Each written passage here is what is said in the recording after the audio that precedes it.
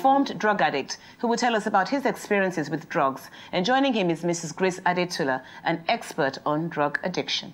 Well, I'd like to take this opportunity to welcome you both to Moments with Mo. Kingsley, I want to say thank you for being brave and coming out and sharing your story with us.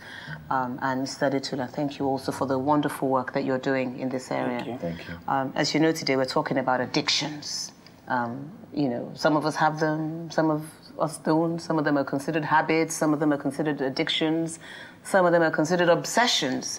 But today we're talking about addictions, and Kingsley is going to share his story with us, and I know you're going to tell us about the House of Refuge and the work that you're doing in helping. Okay, so Kingsley, your journey with hard drugs. I know you started smoking when you were in school. You started smoking cigarettes when you were in school. Actually, I was like, I tried it once when I was like a teenager, but didn't really enjoy it. And I left it, just a couple of puffs, and I left that. Okay, then you left that. Then when I kind of like passed my WAEC, that's when I started smoking like frequently, cigarettes. Okay. And after that, weed. And then you graduated from cigarette smoking to weed, marijuana, and then even harder drugs. Yeah, cocaine. Yeah. Can I ask you, what led you into? How did the journey begin? Let's just say frustrations as well as curiosity and, you know, peer pressure, you know, Frustration, your friends. curiosity, peer pressure. Let's take it one at a time. What frustrated you? Because like my parents are kind of like having some marital problems. They used to have fights, you know. Sometimes I used to like separate them and all that. So that was like kind of affecting me emotionally, you know. Then I was kind of like trying to find some amount of solace or peace or something that kind of give me some amount of tranquility or something, or get that equilibrium, that balance, you know, in life. So I kind of like met some friends and we kind of like smoked cigarettes. And after that, graduated to weed, then cocaine, you know.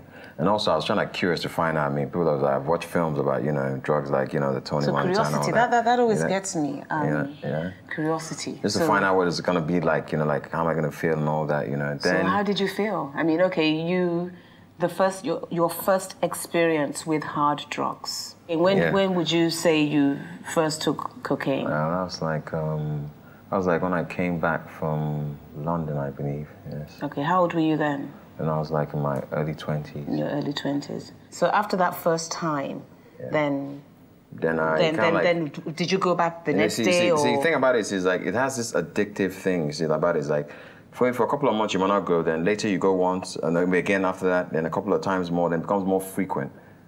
I think, Mr. Adetula, you wanted to add something? Let me quickly come in. Earlier on, he mentioned three things: frustration, curiosity, and peer pressure. You see, that is why we always recommend that parents must be very close to their children.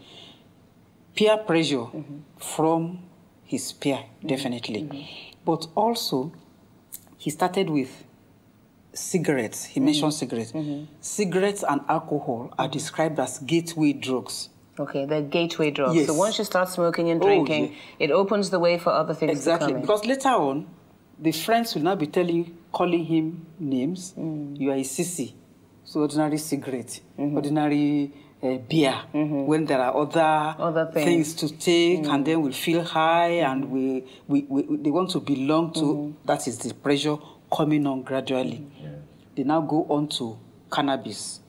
That is the only one that you find growing in this country, particularly in the southwest part of Nigeria. So it's easily accessible and available. Yeah, exactly. And then, you know, alcohol and cigarettes. But do we consider cannabis to be a hard drug? Oh, I don't always like to use the word hard or soft because a drug is a drug. A drug is a drug. Yes. Don't go. But what would you say really forced you to take in those drugs? You see, let me tell you something. It's like, see, basically, right, I mean, you have to face facts. People have actually lost fortunes, actually jumped from buildings. I didn't do that. I didn't commit suicide, and I was still taking it in good faith. Hoping for some improvement. Sure. But it didn't really come along. And in this country, I mean, economically, socially, but things are kind of like slowed down, you see. So when I was in London, it's like we lost like 7 houses in a block of flats. Actually, it was like a Swiss cottage block of flats. I was like, and the houses got repossessed. So this is I was at home and kind of like it came and my sister was like, okay, they want us to leave the house, so I had nowhere to go. And I wasn't a British citizen, so it's like it's not like I could actually get some. Where were your parents at this time? My father left us in London and came to Nigeria. And then, yeah, and your mom? My mom was like trying to get to us there, but he was actually, she told me she called the embassy and told them not to allow her come to London. What were the effects do you think this had on you in terms of your mind, your body, your soul? Your happiness, your life, your security. That made me depend more on these substances, yes. So when you took these substances, you felt relieved at the point of taking them. You see, but it doesn't last. There was a sense of euphoria. But it doesn't last because that's not really real, realistic, you know, and all that. Okay. What relationship do you have with your father now? He came to see me at the Repatriation Center, but I mean, really, we're not really on. I mean, I can't really say. I mean, okay, God said we should be forgiven, but even then, I mean. So basically, I can't trust him. You still have a problem with your father. You're still angry with him. No. See, I'm not really angry because I mean, he should be angry with himself because I mean, he disappointed me and disappointed himself. I didn't disappoint him. Really, why I see it.